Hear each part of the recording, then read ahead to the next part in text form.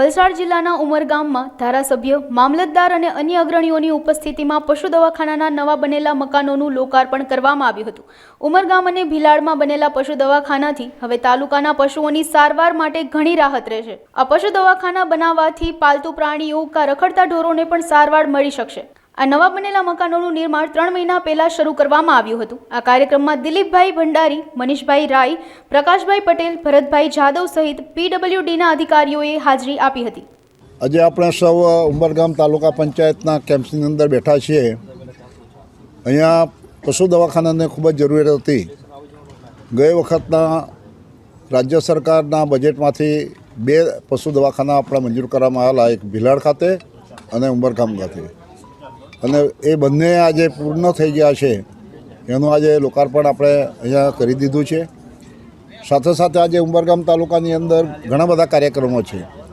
એક નવસર્જન નારગોડ સ્કૂલની અંદર દક્ષિણ ઝોનમાં ફૂટબોલ રમતગમતનું પણ ઓપનિંગ અમે કરી આવ્યા છે। 8 જિલ્લાના બાળકો આ કેમ્પની અંદર આજે રમી રહ્યા છે। સાથે અમારા ટ્રાઇબલ વિભાગ દ્વારા એક એનજીઓ ડેરીની અંદર ચાલે છે, એના દ્વારા જે સીવણ ક્લાસના મશીનો 35,000નો એક, એ પ્રમાણે 200 આજે વિતરણ કરવાનો કાર્યક્રમ પણ આજે રાખેલો છે। અહીંયા પણ અમે અત્યારે જઈએ છીએ। ત્યારબાદ માણેકપુરથી તલવાડા નેશનલ હાઈવે 48 જોડતો મુખ્ય રસ્તો વંકાજ ખાતે એક લો લેવલનો બ્રિજ હતો। રેલ આવે એટલે સ્વાભાવિક રીતે બંને બાજુના ગામો છૂટા પડી જતા હતા। ત્યાં 2 કરોડ રૂપિયાના ખર્ચે આજે ત્યાં 11:30 વાગે આ બ્રિજનું પણ ખાતમુહૂર્ત અમે રાખેલું છે। અને ત્યારબાદ બપોર પછી 4 વાગે પશુ દવાખાનું ભીલાડ અને 5 વાગે ધનોલી ખાતે એક નવો રસ્તો 3 કિલોમીટર જરોલીથી મિશનને જોડતો અને પથ્થરફળિયા જેને કહેવામાં આવે છે, આ રસ્તાનું અમે લોકાર્પણ આજે ખાતમુહૂર્ત પણ ત્યાં કરવાના છે। એટલે ઉમરગામ તાલુકાની અંદર આ ચૂંટણી આવી રહી છે તે પહેલાં ઘણા બધા કામો મંજૂર થયેલા છે। એ કામો શરૂઆતની અંદર ચાલુ થઈ જાય, સારી રીતે પ્રજાને સુખાકારી મળે, અને એટલા માટે અમે પદાધિકારીઓ, સંગઠન અને અધિકારીઓ સાથે મળીને એક પાંખ કરીને આગળ વધી રહ્યા છે। આવતીકાલે પણ એ જ પ્રકારે ખૂબ મોટો કાર્યક્રમ ઉમરગામ તાલુકાની અંદર રાખેલું છે।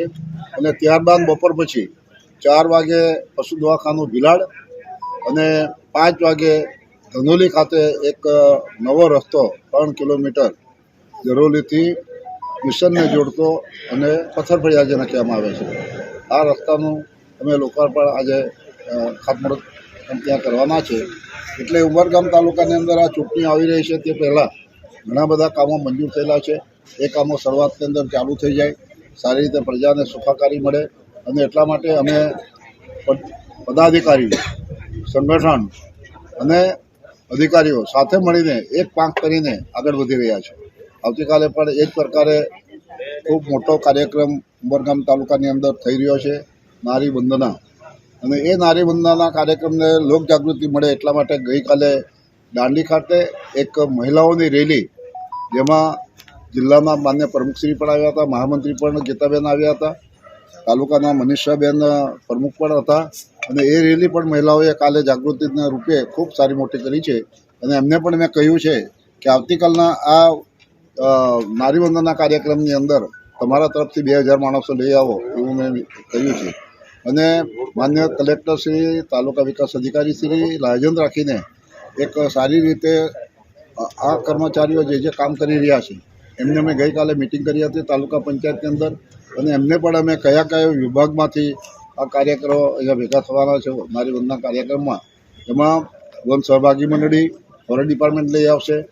ત્યારબાદ નરેગાની અંદર જોબ નંબરથી કામ કરતા બહેનો એ પણ ત્યાં આવશે। અમારા સખી મંડળો, જે સખી મંડળો કમસે કમ ઉમરગામ તાલુકા 8.5 કરોડ રૂપિયાનું રોલિંગ ફંડ વાપરે છે, એમને પણ અમે બોલાવેલા છે। માન્ય મુખ્યમંત્રી પાણી સમિતિની જે કમિટી છે દરેક ગામોની અંદર, એ બહેનો પણ ત્યાં આવશે। ત્યારબાદ જે અમારા આશા વર્કરો છે, તેડાગર છે, મધ્યાહન ભોજનની અંદર બહેનો કામ કરે છે, એસએમસીની અંદર બહેનો કામ કરે છે, બધાને જ અમે કાલે આયોજન કરી અને વાત મૂકેલી છે। અને અમે ચોક્કસ કહીએ છીએ કે 13,000નો લક્ષ્યાંક સામે અમે 7,000 માણસો આવતીકાલના નારી વંદનના કાર્યક્રમની અંદર મેં ભેગા કરીશું અને દેશના વડાપ્રધાન નરેન્દ્રભાઈની વાત અમે બધાને સમજાવીશું.